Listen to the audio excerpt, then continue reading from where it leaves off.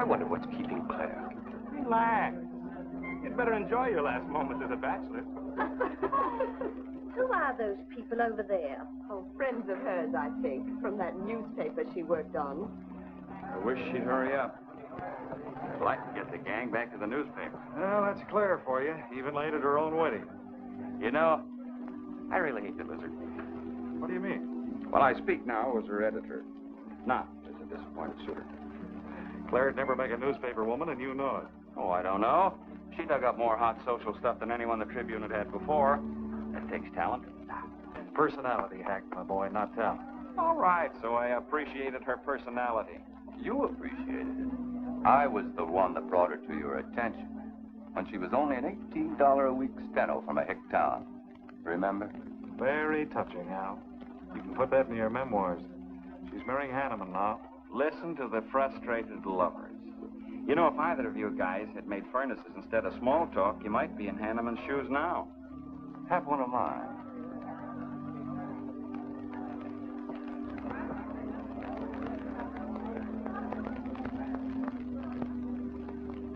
We do have memory, don't we, Les?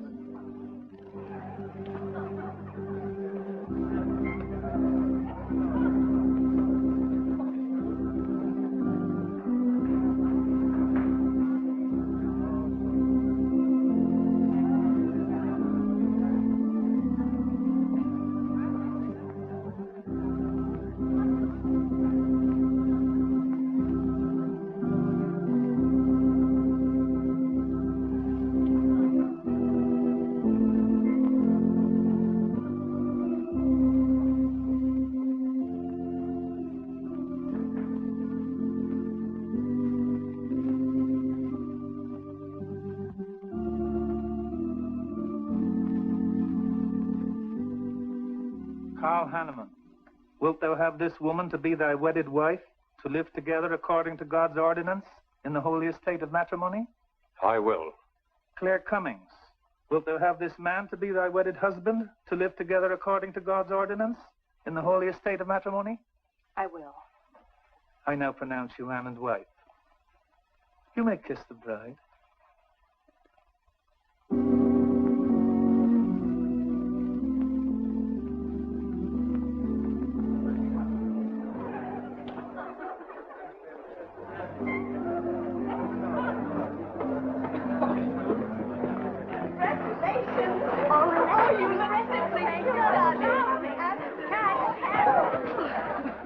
June, don't tell me I'm going to lose another employee. Don't worry, Mr. Doyle. I don't even have a boyfriend. We better go in now and cut the cake. We'll have to hurry, darling, if we expect to catch that plane. I'll be right in. I just want to say my goodbyes to a few of the gang. All right, but hurry. Thank you. Thank you.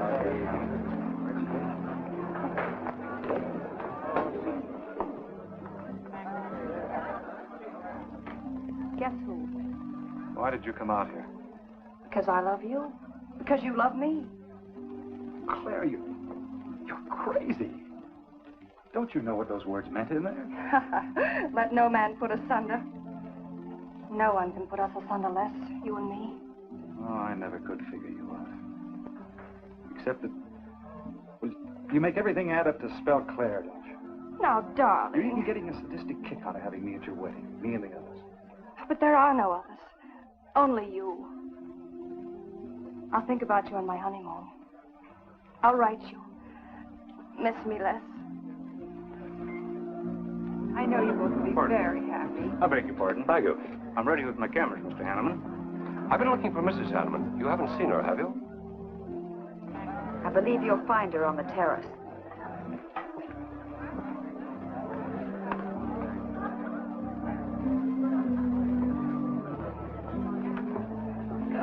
Carl, why aren't you entertaining the guests? I've been waiting for you, my dear. I was detained. On the terrace? Don't you think you're being a little affectionate for a newly married woman? Darling, you're a great big old suspicious bear. That was only Les Burns. And? It was nothing. Just a friendly goodbye kiss. Les did so much to help me with my newspaper career. Why, he's like a brother. You're the only man for me, darling. Ever. They're waiting for us. Shall we cut the cake?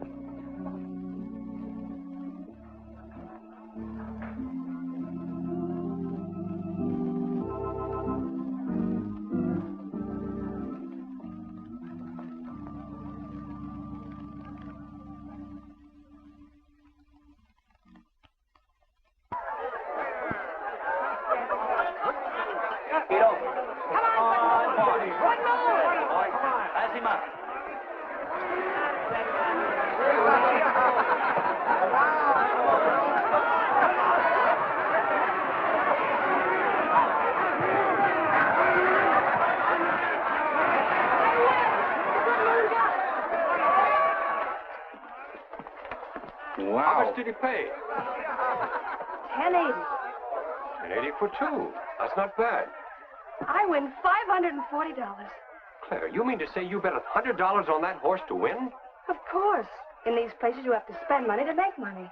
You see now. I'll put $500 in the second race. High heels. Come on. Wait. That's being foolish. You're only out $100 if I do lose. It isn't the money. It's the principle of the thing. Principle? Carl, I don't understand you. With all you have. I've worked hard for what I have. Oh, I don't mean to be a tightwad. A little bet for fun is all right. But I have too much respect for money to throw it away on horses. Of course you're right. It was foolish of me to bet so much. Forgive me. Of course.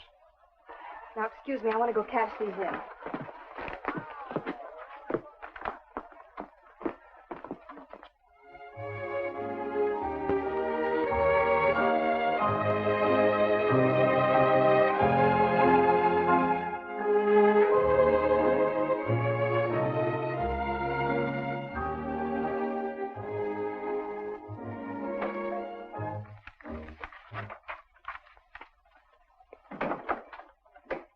Hello, darling. Miss me? Back so soon, Carl. Oh, we went to the barber shop. Who are you writing to? June Taylor. You remember. Les Burns' secretary. She was at our wedding. Do you want to read some of the awful things I said about you?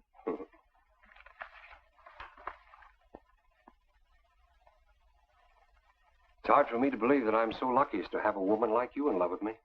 It's true, darling. Every word of it. I'm sorry, Claire.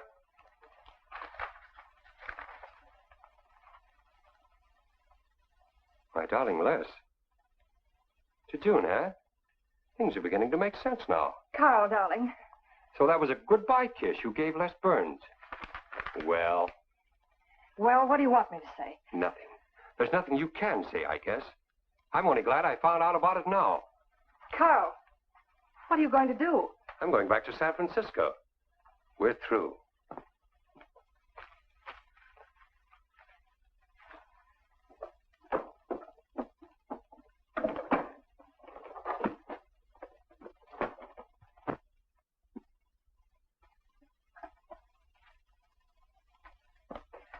But what am I going to do, Carl? I don't care what you do. But I have no money. Thanks to your great generosity. That was enough for the week's hotel bill. You've got that money from the racetrack. Live on that. You'll not get another cent from me. Oh, no. I wouldn't be too sure of that. I'm your wife, Carl. There are community property laws in this state. It won't be that easy. It'll be very easy when I show this letter to the judge. And I'm starting divorce proceedings in the morning. Oh, Carl, darling, let's talk this thing over. It's so silly. Get out of my way before I forget myself.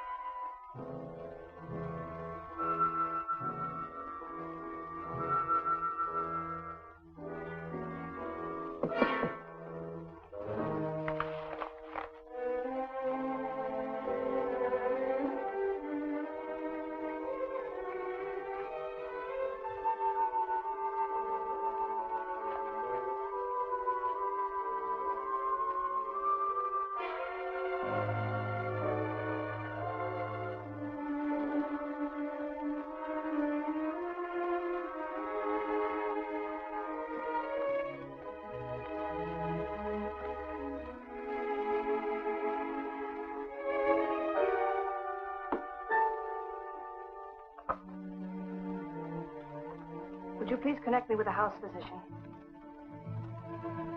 Hello, Dr. Hastings? This is Mrs. Carl Hanneman, Bungalow 9. Could you please leave a prescription for some sleeping tablets for me at the drugstore? I'll be needing them right away. I'm turning in early. No, that won't be necessary. I'm going out for a bite to eat, and I'll pick them up later. Thank you.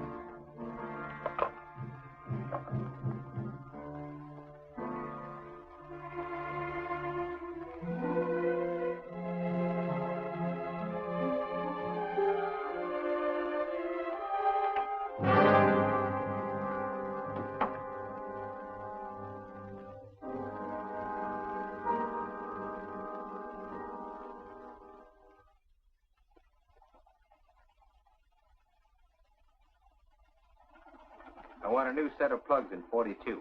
Okay, Blackie.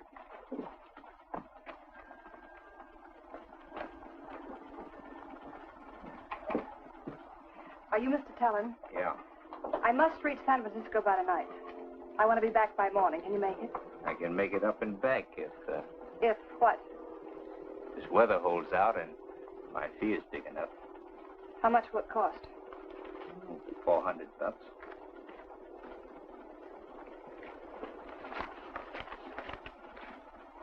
Why, 5? I said 4. I know you said 4. I never made this trip. You never saw me. Understand? Sure. I don't even want to know your name. I'm glad we understand each other. Perfectly. Now, if you wait over there, we'll be ready to leave in a few minutes. Hey, Jack, roll out 41 and let's warm it up. Right.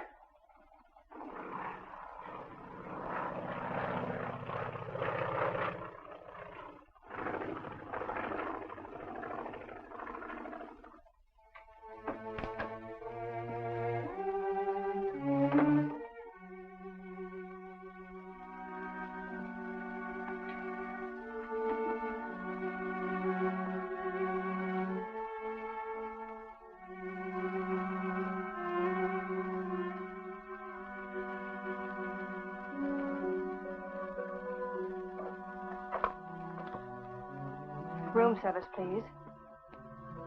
Hello. This is Mrs. Carl Hanneman, Bungalow 9. Would you please send a waiter over with the menu? Thank you.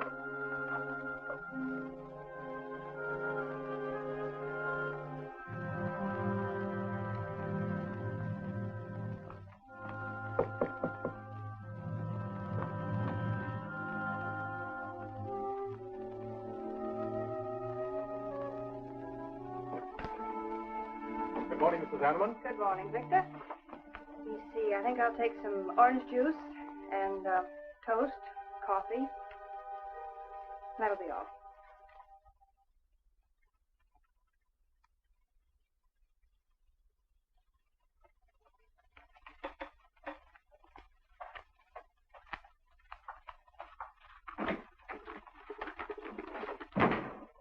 How was the ball game?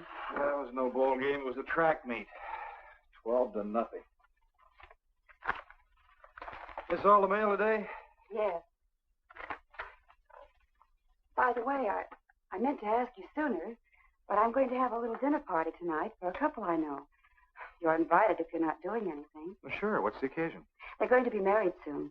They're awfully nice kids. Married. And the trouble will really start. Mr. Burns' office. Long distance calling. It's Mrs. Hanneman. Hello, Claire.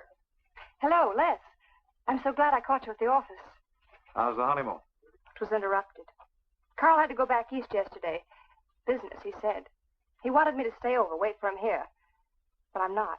I'm coming back to San Francisco tonight. You think that's sensible? Of course not. But I'll see you again. Look, I want you to arrange a plane ticket for me. Reservations are so hard to get at this end. It'll be easy for you. All right, Claire. I'll take care of it tomorrow. Tomorrow won't do. I'm coming home tonight. Okay, I'll wire you back on the time. I know you'd help me. Be sure and meet me at the airport. I can hardly wait to see you. Goodbye, Les. Goodbye, Claire. June, get a hold of Hack Doyle. Have him get me a reservation on the 8 o'clock plane out of Los Angeles tonight. It's for Mrs. Hanneman. Are you planning to meet her? Yeah. Oh, I guess I'll have to cancel our dinner party tonight. It doesn't matter. Apparently Claire can get anything she wants out of anybody at any time. Can't she?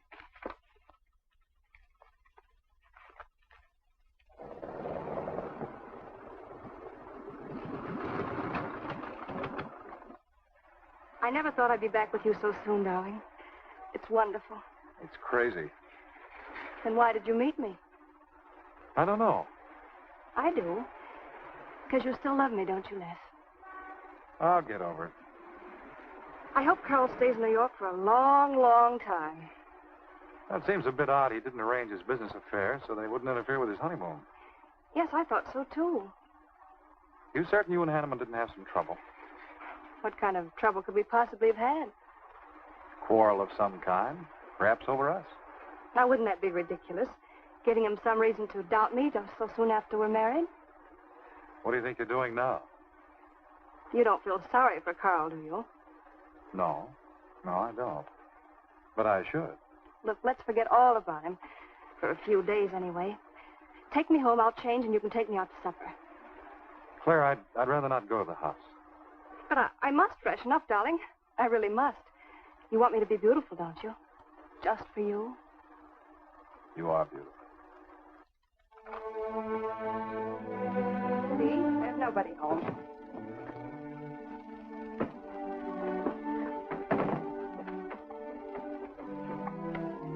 Wait in there, darling. I'll be down in a minute. Come here. Oh, darling.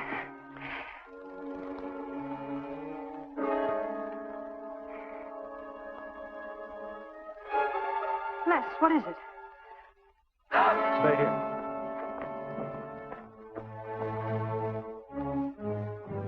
Carl.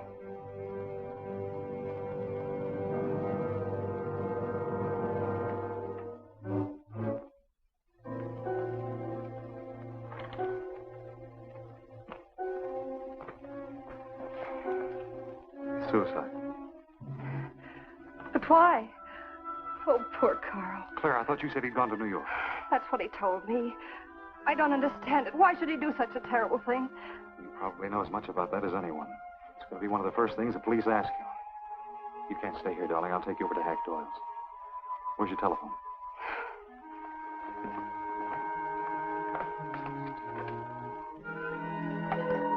Police headquarters, please.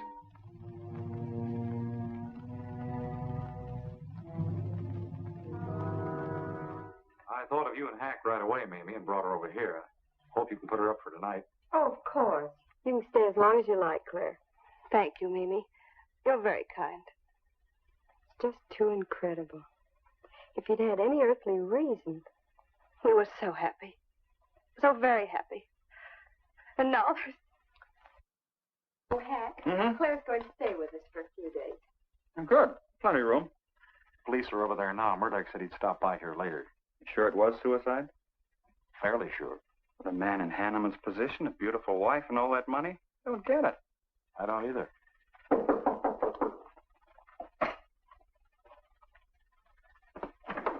Oh, hello, Bill. Come on. How are you, Hank?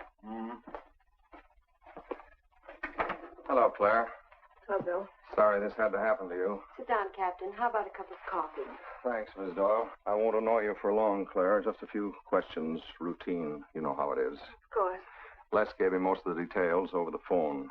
Your husband, by the way, has been dead for nearly 24 hours. How did it happen that Burns met you at the airport? He didn't happen to. I phoned him from Los Angeles. How come? Well, I was arriving late and alone. I knew Les would pick me up. Do you have any theory as to why your husband came to San Francisco after telling you he was going to New York? No. I didn't know anything about the business. The gun, of course, was Hanneman's. We checked the serial number. Funny there are no powder burns on the coat. Bill, a suicide doesn't always press a gun against his body. In that case... There would be no powder burns, I know. Do you know of any reason why your husband should have taken his life? No, I don't.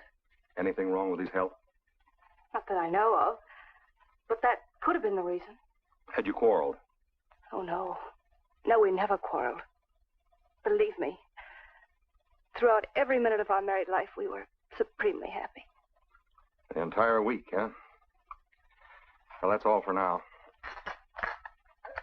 I may want to talk with you again later. Where will you be? Right here with us. Thanks. Bill. Yeah? You found fingerprints on the gun, of course. I mean, Hanneman's prints. Uh-uh. Clean as a whistle.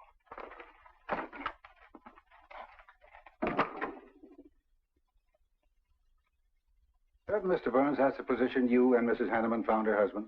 That's right.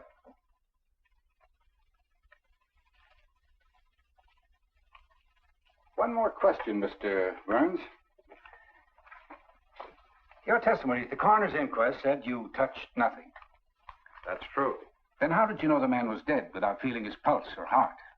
Mr. Chalmers, I've been around enough to know a dead man when I see one, especially after 20-some-odd hours. You assumed that Mr. Hanneman committed suicide. Why? Well, everything points to suicide. Not in my assumption, Mr. Burns. Mrs. Hanneman, you say you saw your husband alive on Monday afternoon, and then the following night, which was Tuesday, you saw him again. Yes, but he was dead. I've told you everything. You don't need a weather vane to see which way this wind is blowing. Was it customary for the servants to take a vacation whenever Mr. Hanneman left on a trip and leave the house empty? Well, I don't really know. I didn't give orders to the servants. Carl, Mr. Hanneman ran the house. I hadn't moved in yet. I see that you also assumed that this was a suicide. Naturally, it couldn't have been anything else. That's what Mr. Burns said. According to the Police Scientific Detection Laboratory, the pistol found near the body was the one used in the death of your husband. But they found no powder burns on the clothes of Mr. Hanneman, nor fingerprints of any description on the gun. Furthermore, it was brought out that Mr. Hanneman couldn't have fired the gun because in making certain tests of his hand for traces of powder marks, none was found. Just what are you driving at? Simply this. Carl Hanneman was murdered. But unfortunately, I haven't enough evidence to hold either of you. You were out of town, and your alibi was proven. You're free to go. But let me give you a tip. I'm not buying any suicide theory, so the case will remain open. See you later, Ed. So long, Hack.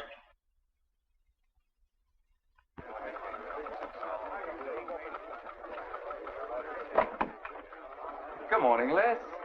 Just the guy I want to see. Yeah, about what? Oh, I've been assigned to do the follow-up on the Hanneman case. Oh, how'd you draw that? Oh, I asked for it. Be a dull job because there isn't going to be any follow-up. Just an ordinary suicide. Are you kidding? I never smelled an odor of fish so strong in my life. No fingerprints on the gun, and you call it suicide. So what? What makes you so sure? Can you give me a good reason for Hanneman killing himself? No, I can't. Perhaps he thought he had a good reason. And perhaps he didn't. So meanwhile, if I can dig up a plausible motive... Who asked you to dig up a motive, plausible or otherwise? I said, if I can dig up a motive, I'm willing to accept suicide. But if I can't, then it'll have to be murder. Still carrying the torch for Claire, Hyle? Not anymore. But somebody sure fixed it in a hurry for you to get Claire again. That's a nasty crack. So meanwhile, chum, walk a straight line, or you'll have people thinking you took a shot at Hanneman. You've got a lot of work to do, Al. You're so right, boss.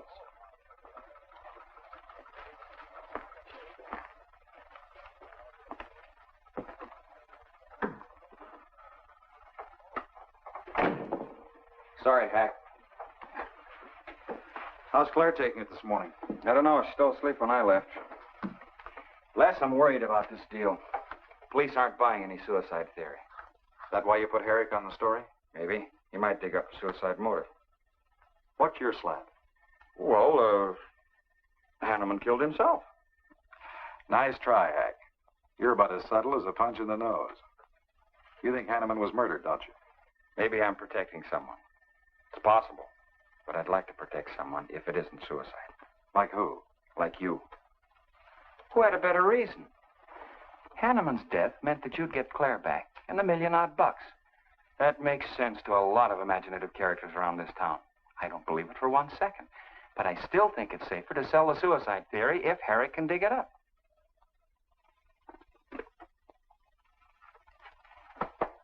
Thanks, Hack. But I didn't do it. Yeah. Send him in. Was Claire on the job? Hello, Vincent. What's on your mind? The DA would like to see you gents in the morning. Says it's important. About 10 o'clock. What do you want us for? Don't you know? Mrs. Hanneman's already got her invitation. See you tomorrow.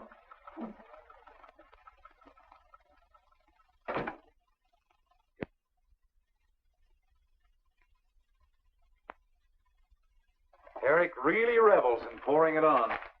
Well, it's news. Nobody's been hurt. Yet.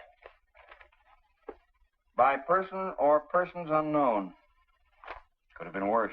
The DA certainly tried hard to tag it on somebody. Tell me, Hack, do you think that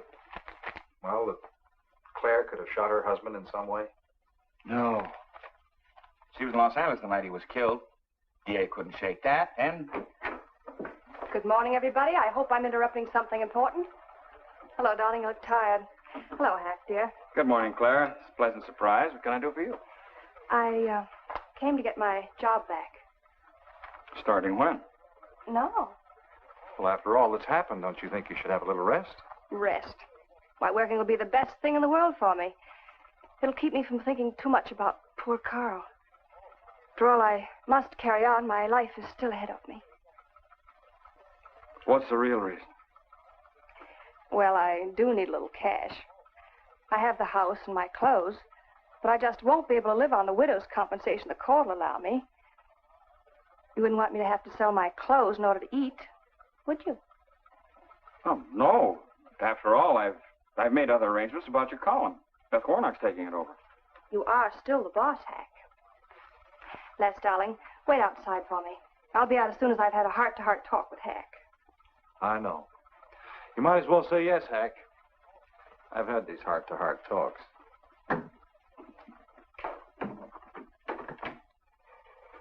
You will let me stay, won't you, Hack?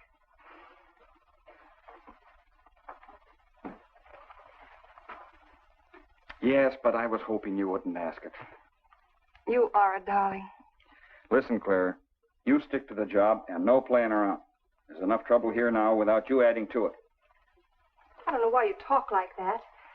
I'm serious about it, Hack. I'll work hard. For your sake, I hope you do. You are a dear. See you later.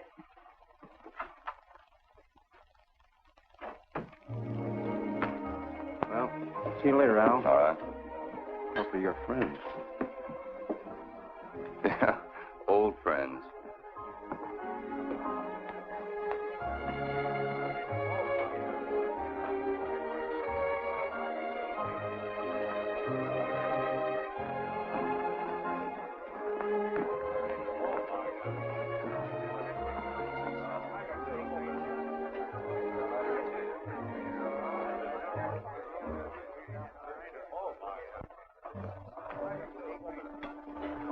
Two martinis, please.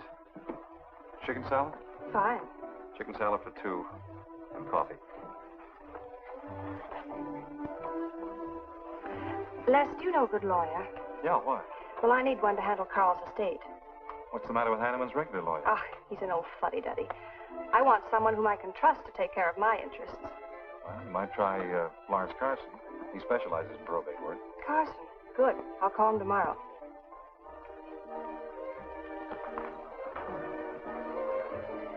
Do I know that man over there? You should. It's Stanley Mason. Our paper's backing him for Congress. Of course. Why, the pictures on his campaign posters don't do him justice. You know, I never could figure that guy. Every time I see him, he's with a different girl. So?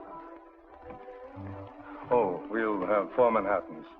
Make them half French and half Italian vermouth. We'll order later. I'll look after them personally, Mr. Mason. Thank you. Stanley, Isn't that Hanneman woman over there? Yes, she's very attractive, isn't she? Well, if you like the type. Why wouldn't he be a good man to handle the estate? No. He's too tied up with his election campaign. What are his chances, Les? I'm going to Washington. Pretty good. Why? That makes him important. I've got to have someone with influence.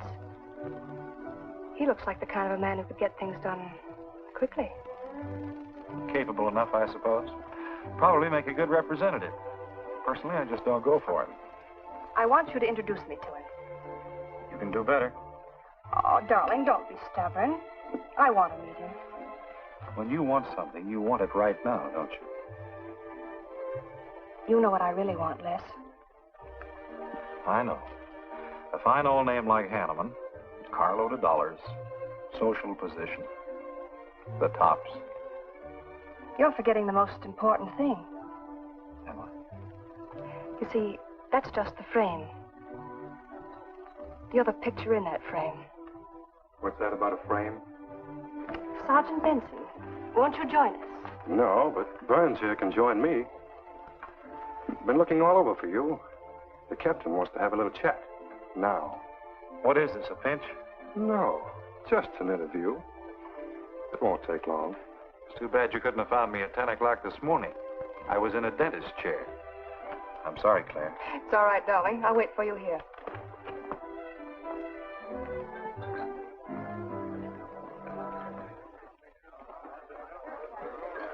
Violet.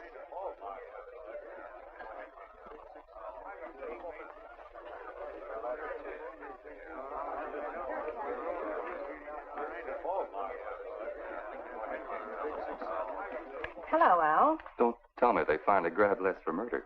Wouldn't you like to hear me say yes? Yes. Well, don't stop the presses. Yet. You're the most composed dame I ever saw. I don't believe you give a hoot whether this case ever gets solved. Oh, but of course I do. Really. Say, Al, how well do you know Stanley Mason? Quite well. I've planted some of his propaganda.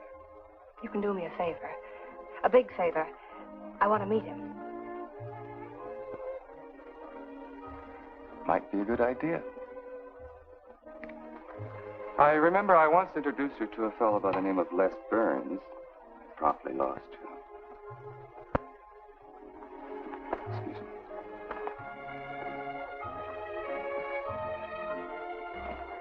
Stan, how are you? Well, hello, Al. Say, I have a young lady over here who'd like to meet you.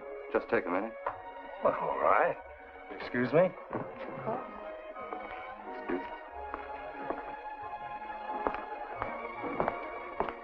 Claire, this is Stanley Mason. Mrs. Hanneman. I'm so glad to meet you, Mr. Mason. How do you do, Mrs. Hanneman? Won't you sit down? Sorry, I can stay but a minute. I know you think me rather forward, but being an attorney, you can understand my predicament.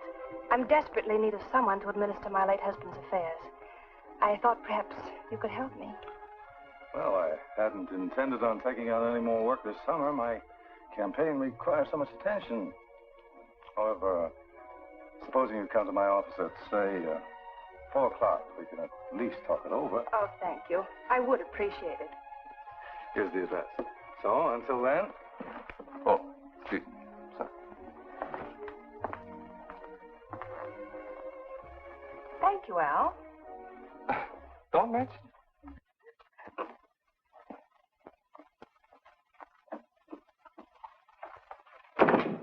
I found him, Cap. Right where I expected. With a grief-stricken widow. Only if she's grief-stricken... Skip it.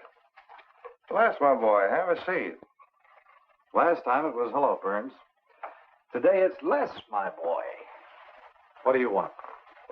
You know, I just wanted to chin a bit, will you? Oh? I didn't know I was that interesting. You live out in the Hanneman neighborhood, don't you? No, and you know it.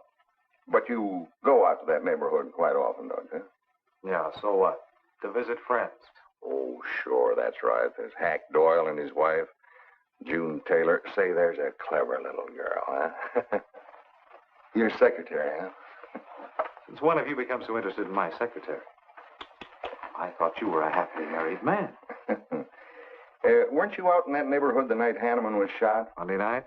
No, I wasn't. I played gin rummy with the boys in the press room. Went home to bed about 10 o'clock. He read the testimony, did the checking. Come on, Murdoch, what's on your so-called mind? Funny, we can't find any record of where you were between 10 o'clock and 8 the next morning when you had breakfast at Drake's coffee shop. Nobody saw you around your apartment house. Nothing so strange about that. People in my neighborhood mind their own business.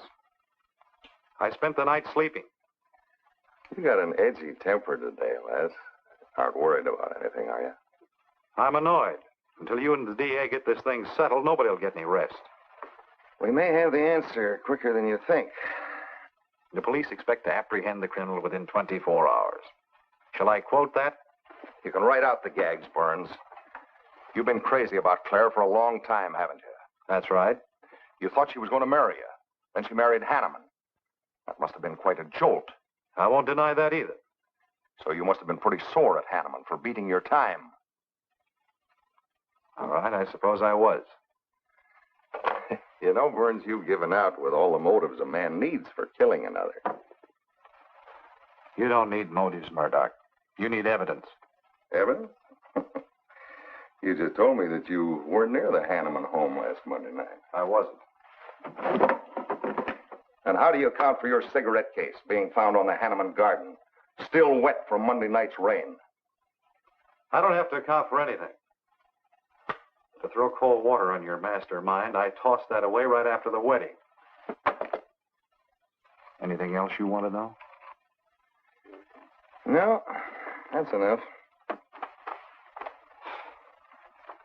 Next time, be more careful when you talk to the captain. Listen, Mr. Benson. If I've hurt the captain's feelings or yours, arrest me. Then I can sue, and you'll be back writing tickets for jaywalkers.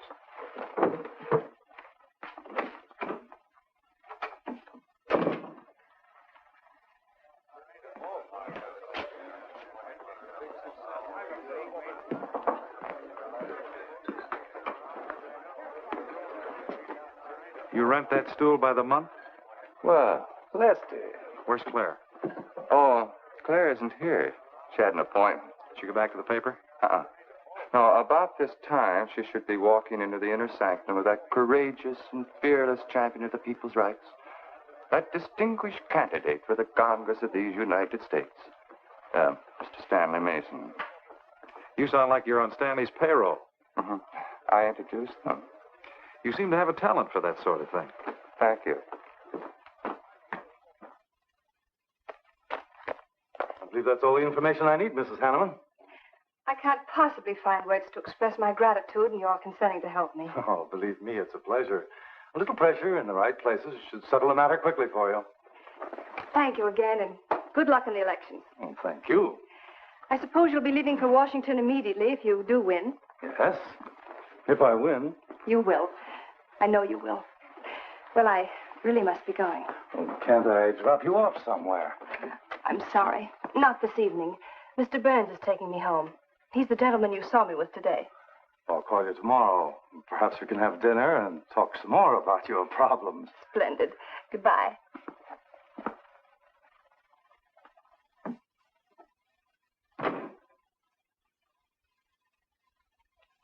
Look, Claire, don't you think you ought to stay over at Hack Doyle's a little longer? Might be unpleasant. Oh, don't be ridiculous. Come on. Oh, Roberts. Good evening. Good evening, Mrs. Hanneman. We weren't expecting you home. We've made no arrangements for dinner. I've had dinner. Please take my bags to my room, and you and Christine take the evening off. I shan't be needing you. Thank you. Oh, Mrs. Hanneman, I just wish to say on behalf of Christine and myself that we're pleased that you're home, and we'll do everything we can to make you happy. Why, thank you, Roberts.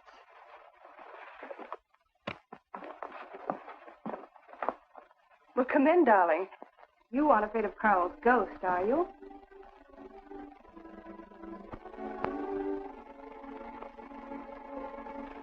You'll never be happy here, Claire.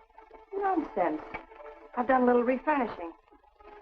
Well, that ought to help a little. Les, what did Murdoch want with you? You had an idea I might have paid a visit here Monday night. You didn't, did you? Of course not. It also seems I had a motive to kill Carl. But of course you did.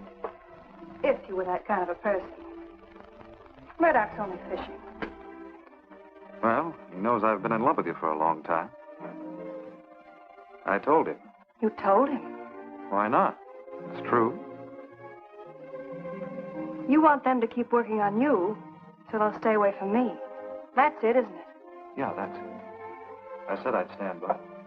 And you have. And I love you the more for it. You know I do love you, don't you, darling? I think you do, Claire. In a peculiar, mixed-up sort of way. I never should have married Carl. I didn't really love him, but he offered so much. Things I never had. But that's all over now. No, it's not all. And it won't be until they find his murder. They will. And there'll be nothing to keep us apart again. Ever. Claire, if I could only sell myself on that. You've got to, Les. You've got to.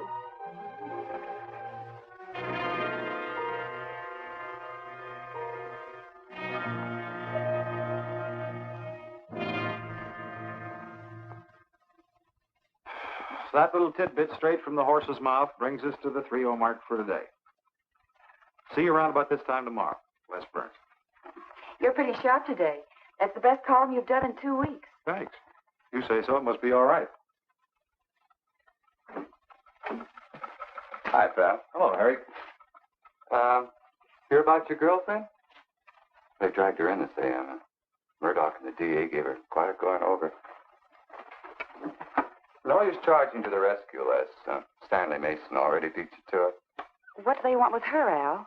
Well, it seems they had a hunch Claire made a fast round trip into town the night her hubby joined his ancestors. Seems they thought her alibi about being in L.A. the whole time was the bunk. Oh, that's ridiculous. What is it? Well, you'd know more about it than anyone. Jones, put that through, please.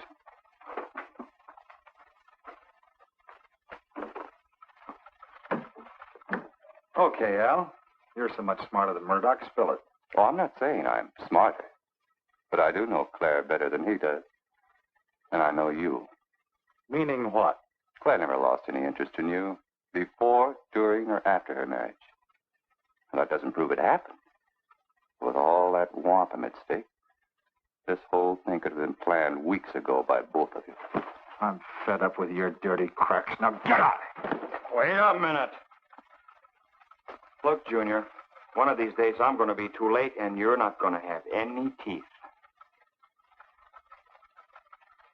Mm-hmm. You're so right, boss.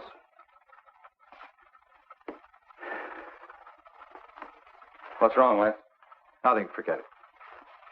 That's the way you want it? If anybody wants me, I've gone for the day. Have one for me, too.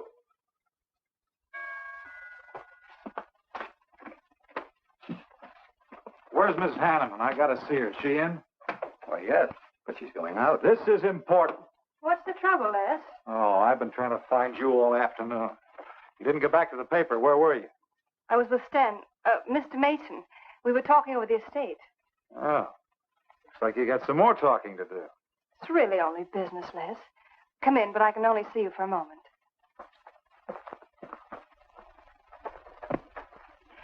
You've taken on quite a package tonight, haven't you, Les? Oh, I've had a few drinks. Sitting over at Renard's. Been thinking things. Crazy things. About me? Yes, you. Murdoch and the DA asking you all those questions. It's nothing to be disturbed about. I'm not so sure. Why do you say that? Were you in this room Monday night? What? Why, you know I wasn't. I don't know anything. But I wouldn't lie to you. Have I ever, Les? Claire, there's only two people who could have profited by Hanneman's death. I'm one of them. You're the other. Why, how dare you come in here accusing me? You only married Hanneman for this. You've admitted it a dozen times. But I didn't kill him.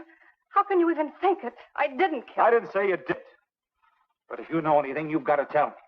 Were you in this room Monday night? No. You might have come in, seen someone. I've got to know. Stop shaking me. Then tell me the truth. Let go of me.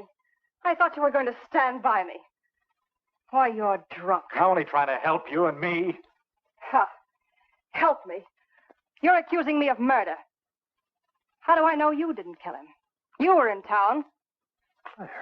I've as much right to accuse as you have. But I'm not accusing you. Get out of this house. I once said I couldn't figure you out.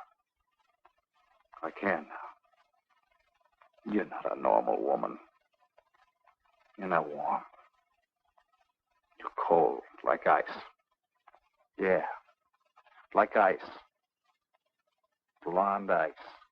Get out of here.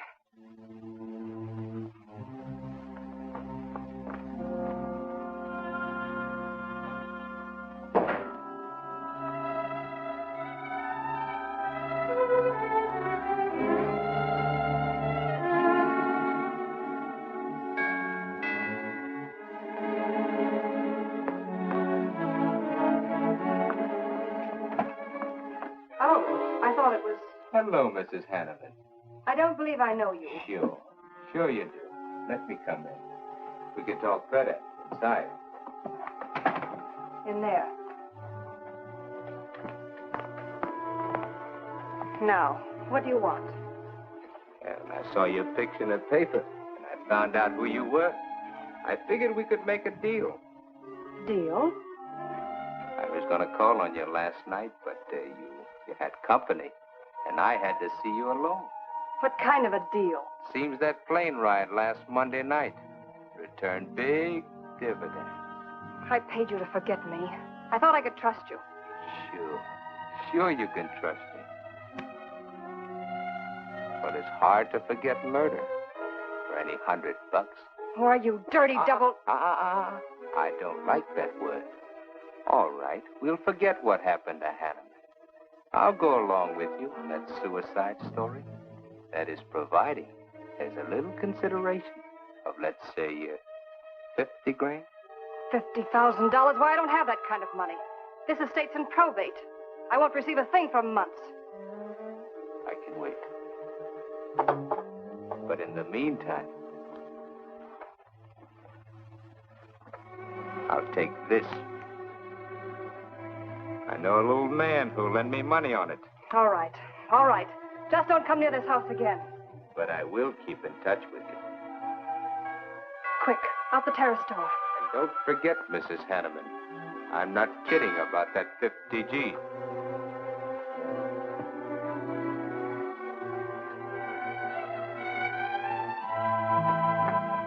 I'll get it, Roberts. Yes, ma'am. Stanley, darling. Thank you. Well, he isn't at Bernard's either. Oh, I hope nothing's happened to him. He'll turn up when he runs down or runs out to go for drinks. Say, you write his column all by yourself? Somebody had to do it. I hope it's fit to press. It's good. Nice of you to cover for him, too. Do you really think he's all right? Sure. I'll find him later. Don't worry about Les. He's probably getting more poison out of his system than he is into it. I hope.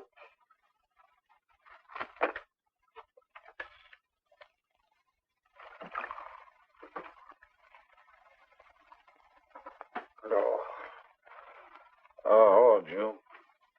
Oh. See if you can give me another head, will you? This one's not going to do me much good. You certainly had a little trip for yourself. I guess so. What day is it? Tuesday. Holy mackerel. What happened to Sunday and Monday? I took care of them for you. Oh, you would. Who found me, Hack Doyle? No. Claire. Claire? Mm-hmm. You were trying to convince the doorman at the top of the mark to let you out on the roof. It was the only way to the moon. Oh, brother. The moon?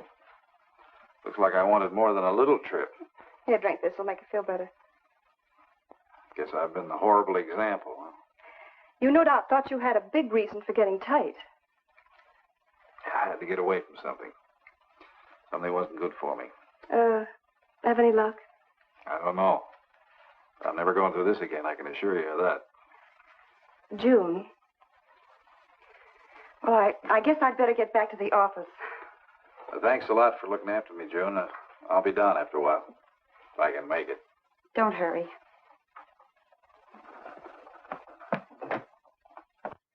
Les, I wonder which hangover you'll recover from first.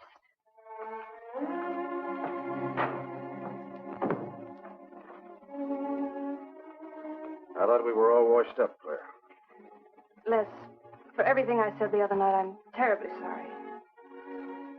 I guess I was a little mixed up myself. Forgive me, darling. I must have been out of my mind to say such awful things to you. I realized the truth later. You were afraid for me because you loved me. That was it, wasn't it? Yeah, maybe it was. I just couldn't believe that. Look, let's forget all about it. We know there's nothing to worry about. There never was. We know that, don't we, Les? Sure, Claire. Sure. Oh. Here's to our new congressman. May your career be long and successful. Thank you, darling. Jeff, but aren't you both a bit early? I only wish I could be as sure of my future in psychiatry as you can be of your future in Washington. Doctor, you were analyzing me at dinner, the workings of my mind. Do go on. It's very interesting. I've never been psychoanalyzed before, and your deductions amaze me. Claire, I warn you, if Jeff continues, he'll have you convinced you're batty. Simply because your father ran away with another woman and your mother was relegated to hard work. Stanley doesn't quite believe in the powers of psychoanalysis, Mrs. Hanneman. But if either of you could spend a day in my office listening to some of my patients, you'd see the logic of my deductions. Or any psychiatrist's, for that matter. Oh, don't mind Stanley's cynicisms, Doctor. Yes, Robert? Telephone for Mr. Mason. Excuse me. Certainly. I was telling you at dinner that I believed that money, clothes, adulation, etc. was a necessity with you. That some people are impelled towards an objective without even consciously knowing why. Is there something criminal in my being ambitious? Why, no. Criminal? Of course not. Unless your ambitions take a perverse form. Then you'll stop at nothing, right or wrong, to get what you want. They say the female of the species is deadlier than the male. Go on, Doctor. Sorry to interrupt, darling. It was my campaign manager. He arranged a last-minute radio interview for tonight. I'll have to leave. You can drop me off downtown, Stanley. I'll get my coat. All right. You forgive me, darling? Of course, honey. I'm so proud of you. Oh, I almost forgot the good news. I had lunch with the DA this noon. It looks like Hanneman's murder is going to be filed away under crimes unsolved. It's their opinion that it must have been done by a burglar. Oh, I'm so glad, really. Now I'll be able to go with you to Washington with a clear conscience. Say, you haven't told any of your friends about our plans, have you? Oh, no, of course not. Good. We'll surprise them tomorrow night. Yes, we certainly will. Ready? Yes, thank you.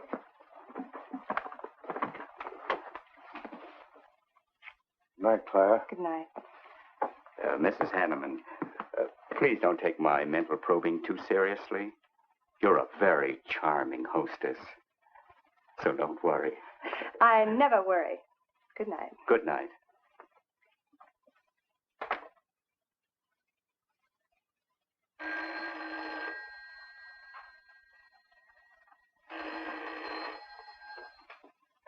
Hello? Yes, this is Mrs. Hanneman. That's all right, Roberts. I'll take it. Hello? Who? How dare you call me here? I had to. I'm in a jam. I need some dough, and you've got to help me. The estate isn't settled yet. I told you I don't have any money. Don't give me that. You're a smart girl, and if you haven't got it, you know where you can find it. I need at least a couple of grand now and tonight, or else I go to the cops. I got nothing to lose. I have about $700 cash in my jewelry. All right, bring it along. Meet me at the end of the Old Valley Road. Be there in 20 minutes.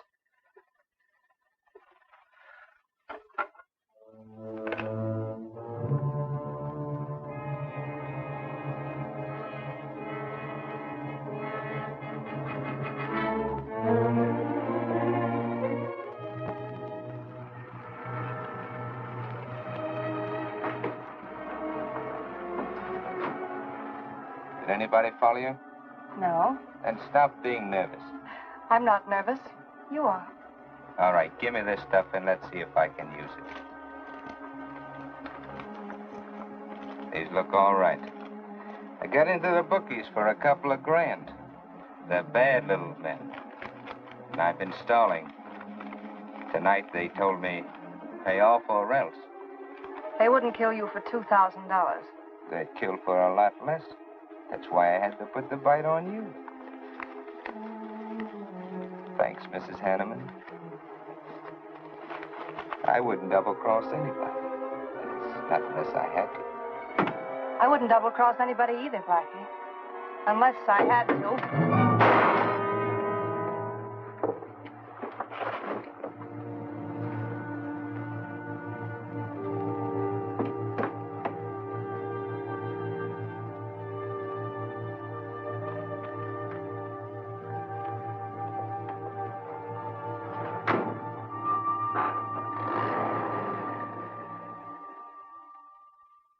First returns have been received from the 12th precinct.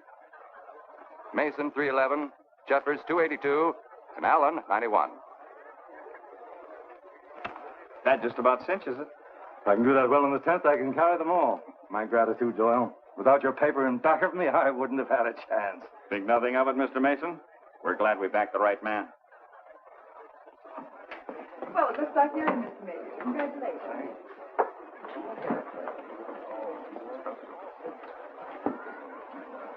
Seen Les and Claire yet tonight?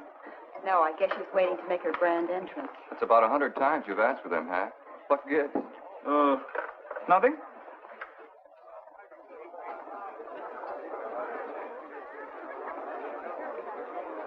Mr. Doyle, looks like we have a new congressman. Yes, it does.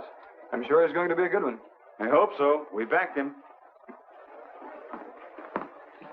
Hello, Claire. Hi, Les. Hi, Hank. Oh, good evening, Claire. You look stunning, as usual. Thank you, Stanley. Oh, hello, Les. Thanks for being Claire for me. Lead in the 18th precinct, which have just Big finished. night, huh? In third place is Jeffers with 162, Allen with 142, and Mason 300 even. That's how big it is. Come on, Claire. I want you to meet some folks. You'll find drinks in there. Look, Les, there's something on my mind. I want to tell you about it. You better have a drink first. Sure.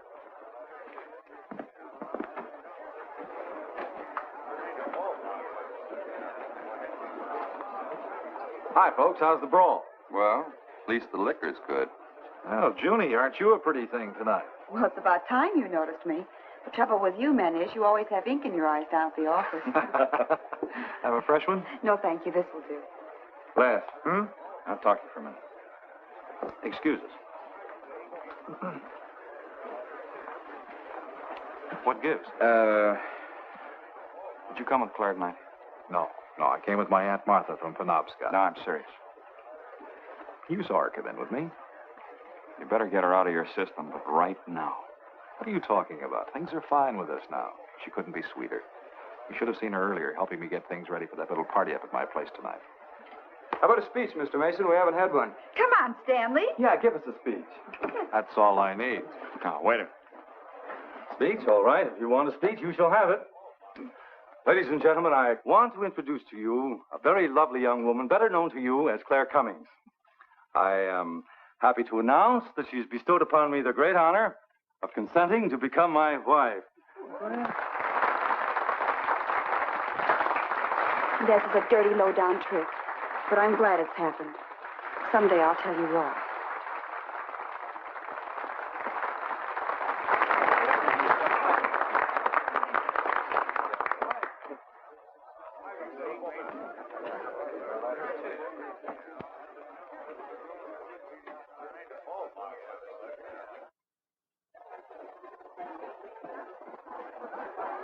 All the Thank better you. in the world, my dear. That was quite a speech you made, Stanley. Surprised, Jeffrey? Aren't you going to congratulate us, Doctor? It's customary. Hate to take you away at this moment, Stanley, but there's something I must talk to you about. It's important. But of course, Jeffrey. Will you excuse us? I know you'll enjoy living in Washington. When do you plan to have the wedding?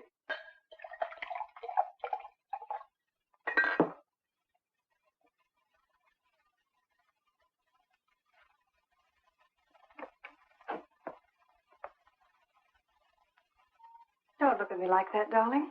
And what are you doing here? I wanted to see you alone. Sure, not a husband in sight. Dead or alive. I didn't have a chance to explain.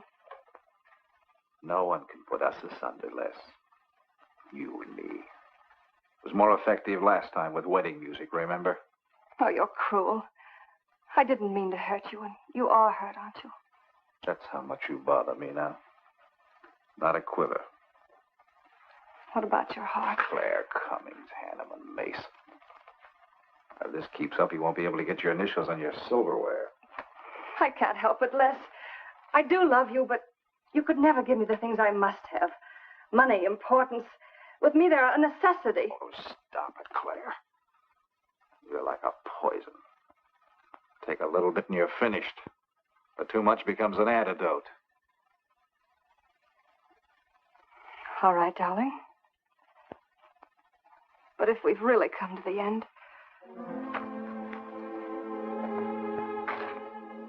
Stanley. Do you mind, Burns? I'd like to say something to my fiancée alone. Not at all, Mr. Mason. Not at all. Go right ahead.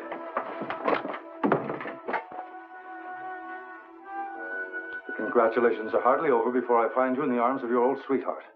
That was a stupid remark. I had to say something to him, didn't I? So you didn't tell him earlier. You said you were going to? Well, I couldn't find the words.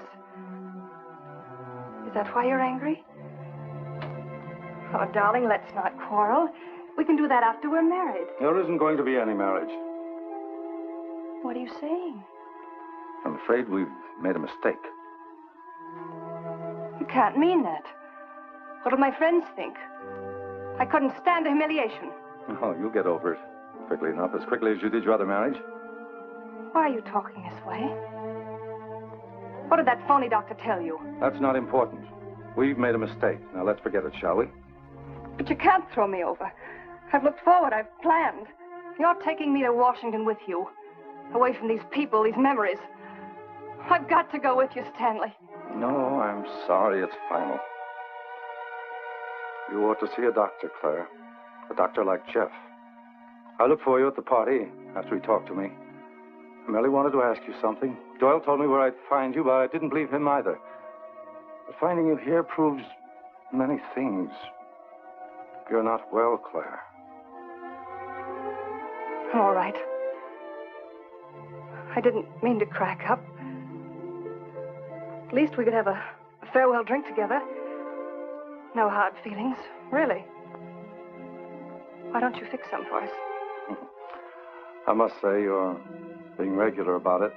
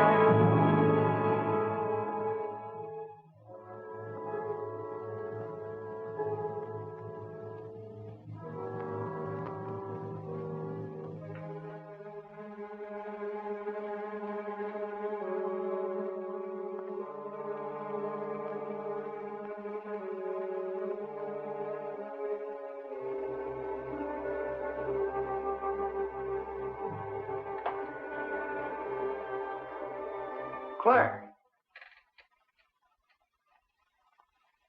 What have you done? I did nothing. You killed him, Les. I killed him? Don't you remember? You came in just a few minutes ago. You saw us talking. You looked funny. Crazy. You said you were going to kill Stanley because he stole me from you. So you picked up the knife and you stabbed him. You're out of your mind. No, I'm not. You're insane. No. No, I saw you do it. You dropped the knife and you ran out the door. I tried to stop you. Came in just a few minutes later. Right now. You murdering little idiot. Les, don't! Mason, you've won. Talon just conceded the election. You're going to... You're going to go. You made it on its minute right there.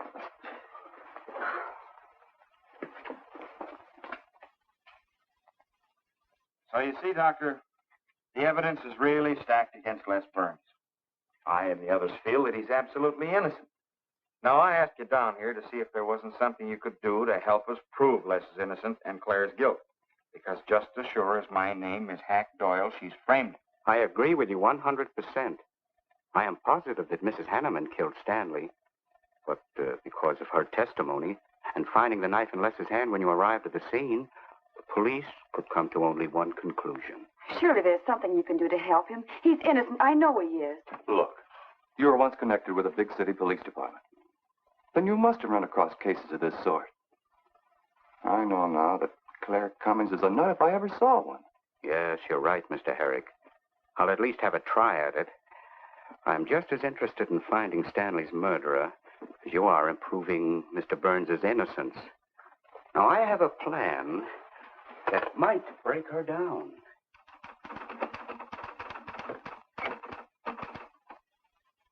Well, good morning, Dr. Clippinger. To what do I owe the pleasure of this visit? It's no pleasure for me, Mrs. Hanneman, I assure you.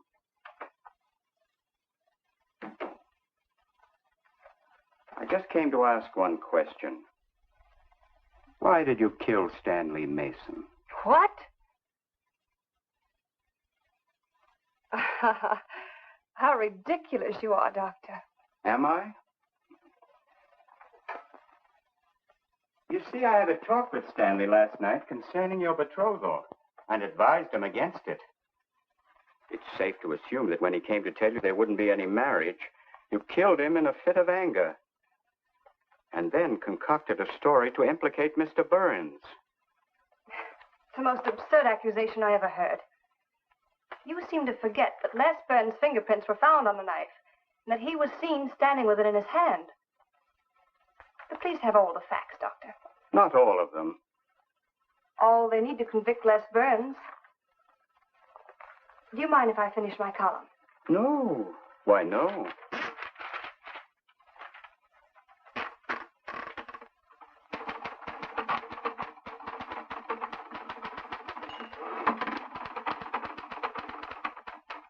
I suppose you'll tell the police I killed Stanley and give them that fantastic story to back up your accusations. It won't sound so fantastic to them, Mrs. Hanneman.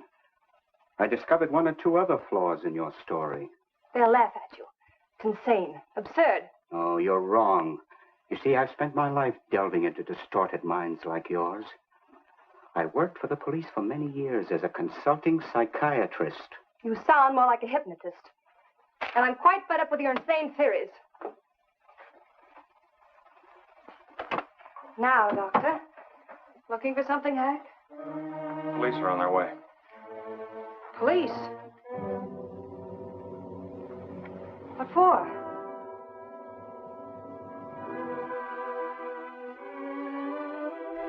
Oh. I see the three of you dreamed this one up. Well, as long as you're going to have me arrested, you might as well read my last column. Go ahead, read it, Hack. Read it out loud. I killed Stanley Mason.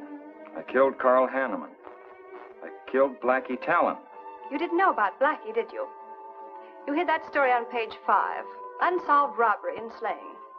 I killed Stanley Mason because he no longer wanted to marry me. Stanley Mason was the top of the ladder for me. The top rung. I had money. And now I was going to have position. He was taking me to Washington with him. I could leave then without making the police suspicious. Clever of me, wasn't it? Why did you frame Les Burns? Why? Because he caught me with blood on my hands. Because at last even he had discarded me. I never loved any of them. You, Al, Hanneman, Mason. But Les, I wanted to hang on to him. He was of no use to me, but I couldn't let him go. Maybe I did love him. Hello. Miss Cummings? No, she's off. I'm glad you confessed, because you never could have gotten away with it much longer. I would have, but to you, Dr. Clippinger. You with your slimy scientific snooping.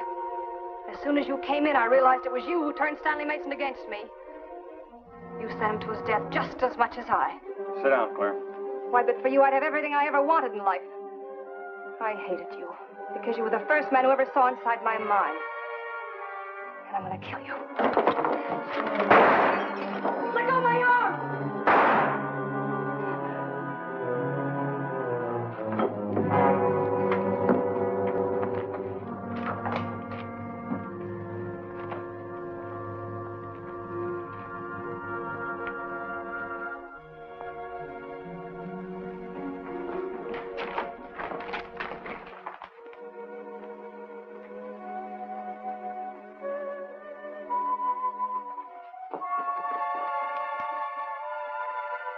You were a little late, Murdoch. Well, it was probably better this way. I can scarcely believe it. A woman as beautiful as that. You didn't know her very well. None of us really knew her very well.